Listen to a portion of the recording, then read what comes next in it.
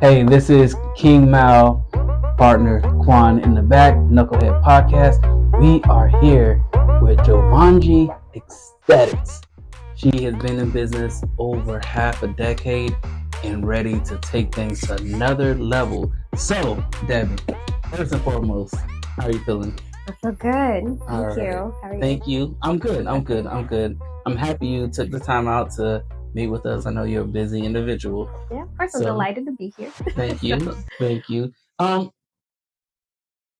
to me. I love this, by the way. Thank you. Thank you so much. Tell me about the company. All right. So I originally came up with the name using both of my nieces' names. Okay. I, So you love Evangeline. family. Yes, I am. I'm and Okay. Joanne. I love So Evangeline was born first, and but it just didn't sound right if I put it the other way. But so I just ended up making Jovagi because both of their nicknames were JoJo and Vanji. So I like just that. the Jovagi. So I like that. How do they feel about? they love it. They're Well, Joanna's still too young to understand, Okay, but okay. Evangeline, when she saw it, she was surprised, and I love my sisters and I love their babies. Aw. I have a nephew now. He's the first Okay. boy in our family because So we're what are all you gonna girls. do? Because I don't next know. business. Yeah. Next business.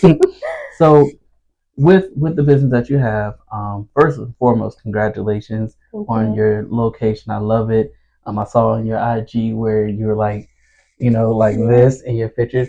Very, very amazing. I love this. The greenery. I love it. Yes, It stands thank out. you. It Thank pops. you. I know, like some people say it's cliche, but I love it. I love Makes sense. Yeah. So talk to me. hmm Starting out, now your business is doing great, but when you starting out, what hurdles did you hit in the beginning of from starting an LLC to having your first client? What hurdles did you hit? Oh my goodness. So I didn't even get my LLC until like I originally opened this spot. Like Really? At first I was just a mobile esthetician. Okay. Even before I was an esthetician, I went and got my certification to be a lash artist. Okay. And I went and took a class in Orlando for that. You drove to Orlando? Mm-hmm. That's like a good 2.5 hours. Yeah, and I spent like the whole 12. I spent like 12 hours there, and we did like a quick course. This was back in 2018. I don't think they do it like that anymore. Yeah. Like they're more in depth courses now. Okay. So that was just back when I was just getting my foot in the door, Gotcha. and like when I was just realizing this is what I want to do. Before that, I was like a little bit lost. I was like, how old was I? I might have been 19, 2018. So yeah, end of 2018, I was 19. So before that, I had like graduated from high school. Right. 2 years prior, still trying to find myself. I was like, oh, I've been trying to go to college, but FAFSA is a butthole. So that didn't work out, and I kept like trying. I was in school for a patient care technician. Then I instantly thought like, oh, I'm going to be a nurse. So I dropped out and tried to go into nursing, like for my prereqs for nursing. Right. And they were like, oh, you can't do it without your transcripts. But the whole communication messed up. So I ended up screwing that up until I could pay off like my debts from being a patient care technician. How did you feel in that situation? Lost at a blockage. I was young. I thought like I saw everybody else starting their thing and being in college, and I was just here like, oh, I can't even go to school now. Right. My mom, she's been a nail tech since before I was born, so I've always, she's my inspiration. She's the reason why like I even know about being a business owner. Gotcha. That she's been doing it. Then I'm watching her grow, and everything I know is because she taught me and she's helped me become on this path. Gotcha. But shout out to mom. Yeah, shout out to my mom. She's great. Like we'll bring her in. Okay. But yeah, so she had tried to convince me to like get into the beauty industry before, but I didn't really like want to do nails. Like I didn't want to do nails. Like was it because she was doing it and you were like, all right, mom, I saw that. I grew up watching her do nails, and I don't know, like I tried it. I've always did my own nails with her. She did teach me, but it just didn't click then, and we even tried it recently. It doesn't click now. It's not your thing. Yeah, it's not my thing. But lashes was. Okay. She got me into lashes. She was like, you should try doing this, and she bought everything for me. She was like, do it on me, and it was working a little bit. It was really hard at first.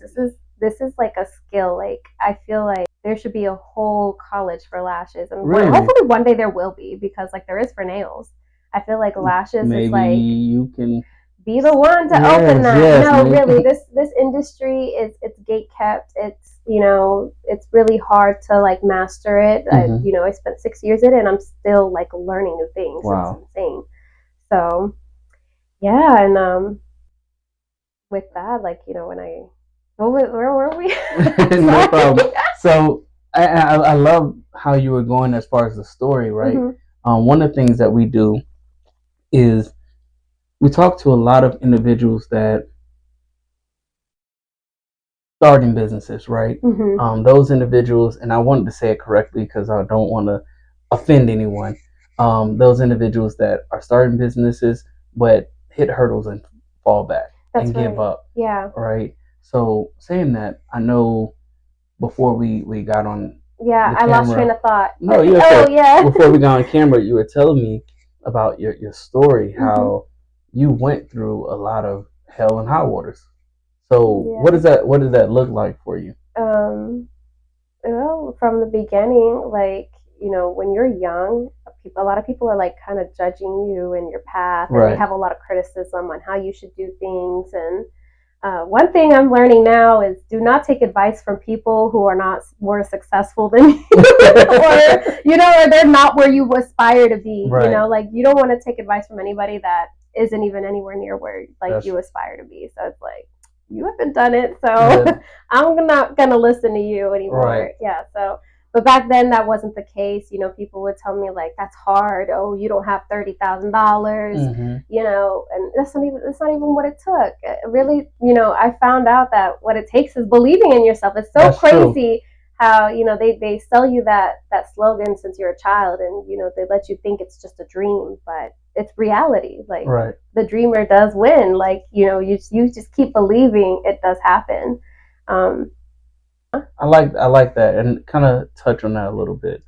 I feel we live in a world that fears one of the biggest obstacles for anyone to kind of get over. So most people, like you were saying, friends or family, when you were thinking about starting this journey, they were putting their fear on you. Yeah. Saying people will project their fears on you. Yeah. And there's times, and I can say I have as well, where I'm like, maybe you're right. And I wouldn't start. So how did you break that barrier of having people fear that was on you? Gosh, I can't even tell you when that moment exactly was.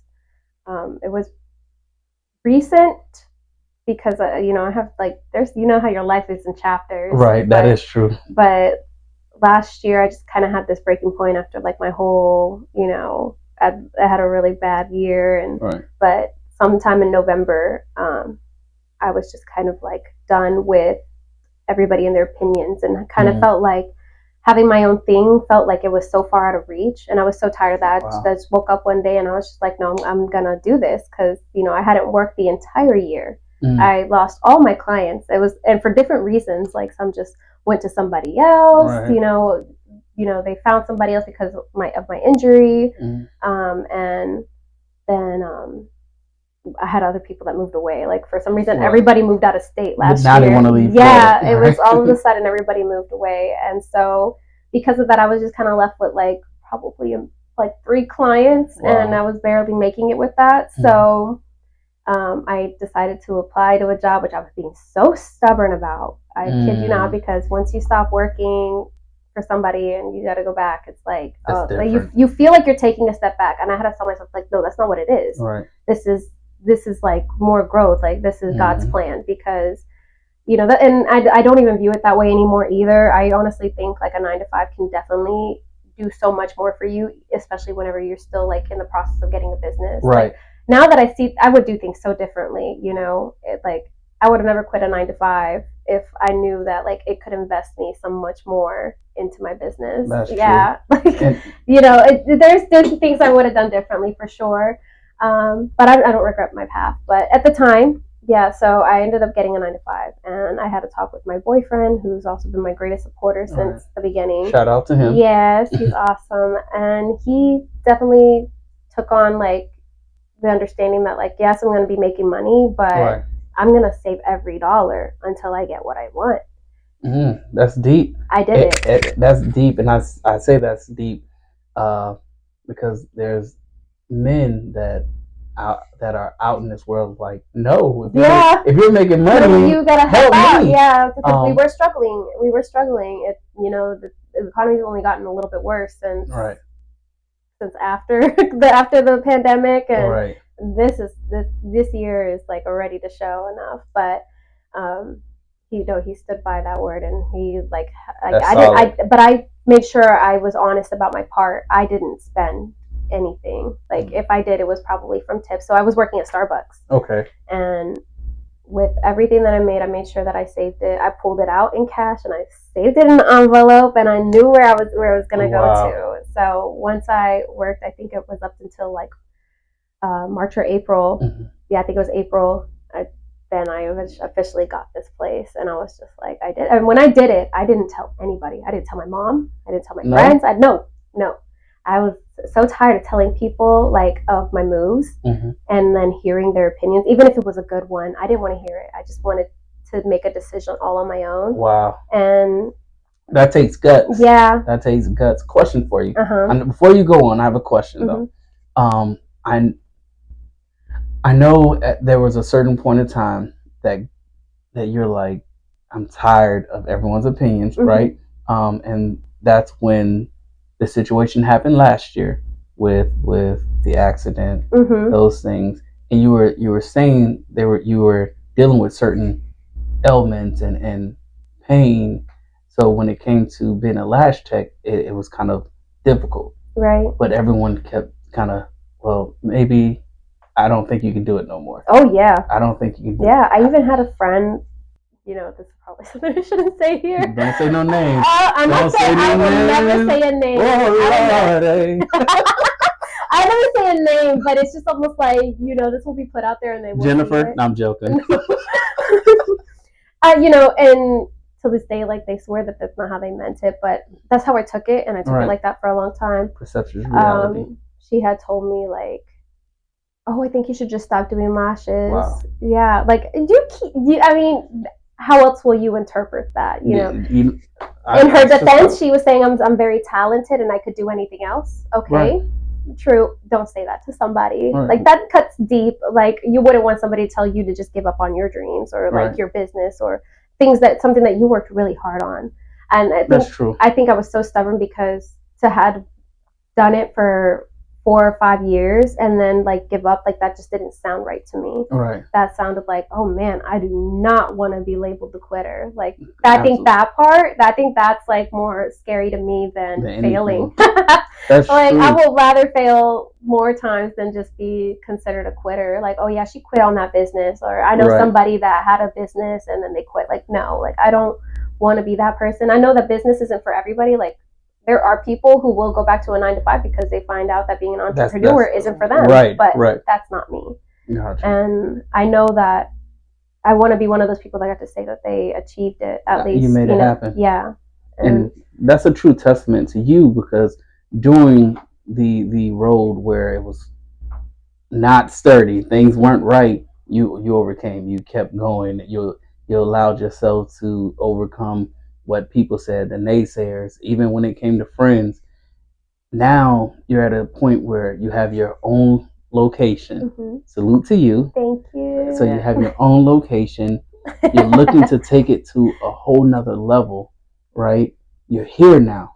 How do you feel in this moment? And what could you tell that person that's like, I don't think I can get there. I don't believe that I can get there. They're dealing with that friend that's saying quit. They're mm-hmm. dealing with circumstances in life that have happened, that every passion that they've had, it's crumbling because they're not able to do the tasks of what the business needs. What do you tell that person? It's so hard to tune out the noise, mm-hmm. but face failure, and you have to like want failure. Right. If you're not growing, if you're not failing, it like if you're like things are stagnant, there's like no growth like happening. And also like I just feel like the no's are just like that's what's really building you. Like I remember like I would cry whenever like I felt like failure, but it's mm-hmm. just like no, this means this is a good thing. It just has to be because like I've already seen it happen multiple times to me. Right. Like, you know, I just know what's coming next.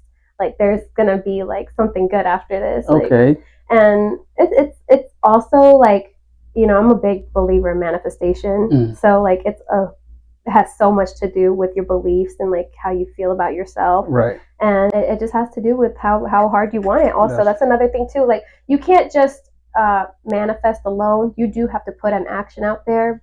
But I believe that the universe, God will see that one little action and will take that like and move. The rest will be done. It doesn't have to be like this grand gesture. Right. It's gonna happen. You preaching now? Yeah, yes. I can. I wanted a coupe, and a year later, after I kind of like let go of the resistance and everything, a man literally went to my mom and said, "I want to give your daughter my car." Get out of here! I'm so for real. He gave me a car. I've been waiting for somebody to give me a car for the long. Isn't that crazy? You know that it's really like magic, right? Whenever it's something like that happens. That's when my boyfriend was like, "I believe you." Like, right? You know, people don't. He was like manifesting you now. People don't believe like in manifestation. No, that's a bunch of what is magic, and I feel like it's a good kind of magic, like energy and just like the power. I don't even think it's magic. I think it's energy. It is energy. You attract what you want. Yeah. It feels like magic though. Yes. And we do that a lot of times. We do that with our circle as well.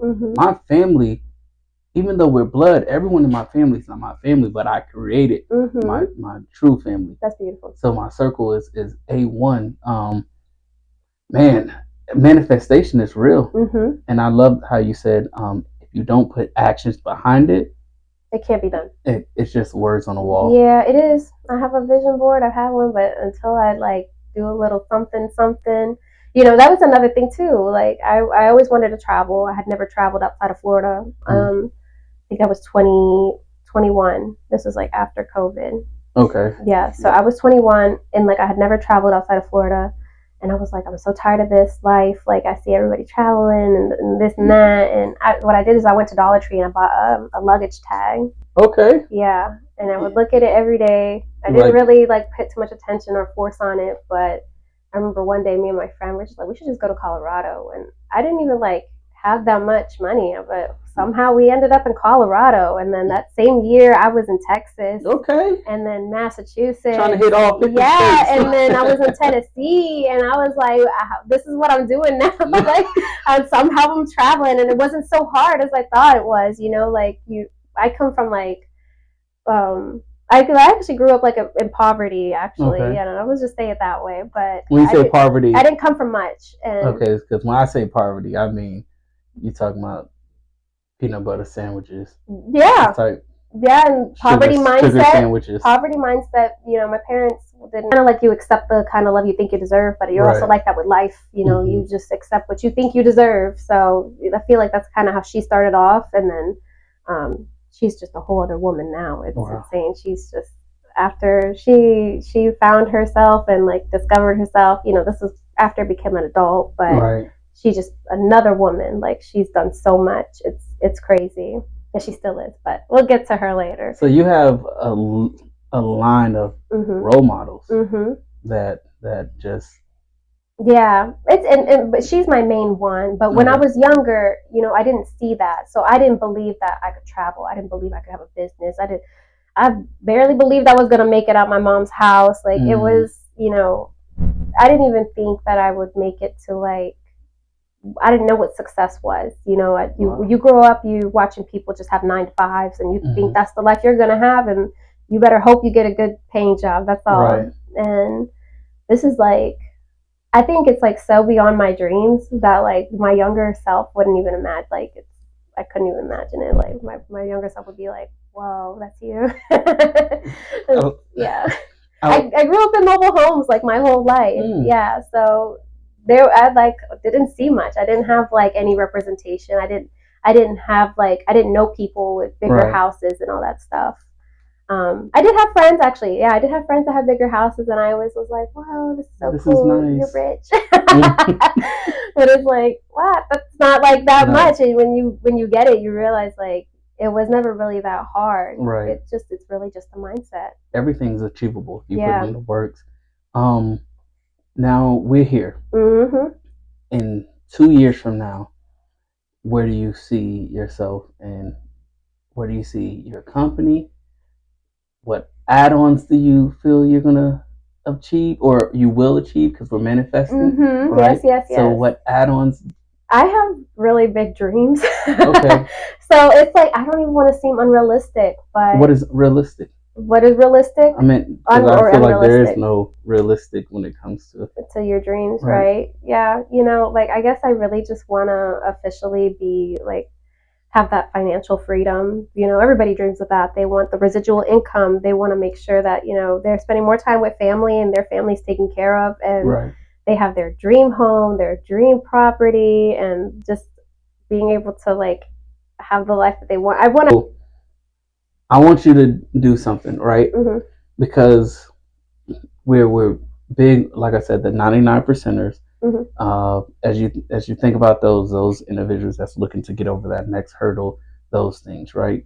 I want you to talk to maybe the young girl in you, but the young girl in the world today that's maybe dealing with what you may have dealt with, or anything, or aspiring to be where you are, and or talk to that young woman that's 24, 19, 20, whichever age, 30, it doesn't even matter. Talk to them about how they can get here. We want to pull their mindsets to where you are, because you're doing amazing. Thank you. I think it has a lot to do with like healing, like your inner wounds and like your limiting beliefs. Girl, you just hit something. Yeah, it's so for real that like once you're like kind of like working on your like self and like the things that like hurt you in the past, like what's stopping you from thinking that you're so great? Because it's at the end of the day, like, people don't do what they want to do because they feel insecure, or they're like worried about what other people think. Like, there's just something, like a limiting belief of some sort. I'm not enough. I don't have enough. They're gonna say something. If you could put all that away, what's gonna stop you then? Right. I'm great today, but I just can't wait to embody the real woman that I see, that I envision. Like, and if I'm good now, I'm gonna be fantastic. That's what I know. So 2 years from now, to answer your question, like, I want to be able to like officially have like the land that I dream of. I think that's like my main goal in my life, is to like own land. Like, I don't know on grass, because I'm a nature girly, and I just want my own spot. Like, I want to feel like complete freedom. Like, nothing is really holding me down. I remember the day that I found out about manifestation, which was when I watched The Secret. A lot of people got it from that. Have you heard of that film, the documentary? No. Neither the book. I read the book, but... Oh, you read the book? Okay, well, I started with the documentary. Yeah, I was like, The Secret, that's a documentary? Yeah, they have the documentary. I gotta look at it. I don't know, with the music or the people that's in it and the way they talk, and it's just, I was really lost. I was 19. Me and Danny had actually been broken up. I personally want to say thank you for joining me on today's podcast, today's interview. It's amazing to interview individuals that are doing big things and also have a heart like you. Yeah, thank you. It's very, very few. Most people just do it for the money, but just like you were saying, you want people to feel different when they leave. Leave getting their aesthetics, getting their lashes, everything done. Your heart is, I want you to feel natural. I want you to feel the inner beauty. It's so different. You don't hear that often. So here's your roses. I want to give you your roses. Thank you. I'm honored to be on this, because really, like, I never had the chance to tell my story. Like, like by my background, like, anybody that I do know, like, they're just like, oh, how'd you get into it? But that's really just it. It's a surface level kind of stuff. But there's so much more. There is. My life story could go on forever. But you need to come to the studio. With us. I could tell you about it, because everything about me is crazy. Again, it's just redirection. So that's that. Thank you. Failure is just like a GPS. In reroute. I like that. Thank you again, Debbie, for coming on the Knucklehead Podcast. Jovagi Aesthetics, right? Ladies, gentlemen, whoever, if you need lashes, if you want to be beautified,